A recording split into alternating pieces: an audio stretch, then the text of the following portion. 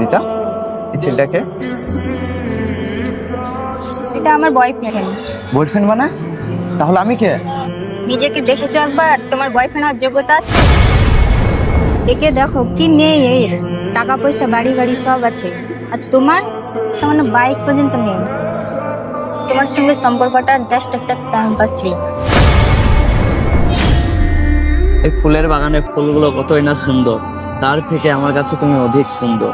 কি জানি এই রঙিন মনটা একদিন কালো সাদায় পরিণত হয়। আমি থাকতে সেটা কোনোদিনও হবে না বাবু। অন্য কাউকে আমি আমার ফুল মানতাম না, একমাত্র তুমি আমার ফুল ছিলে।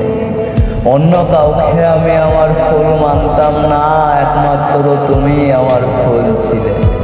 আর সেই ফুলের কাঁটা ভুগিয়ে তুমি অন্য কারো হাত ধরে চলে গেলে।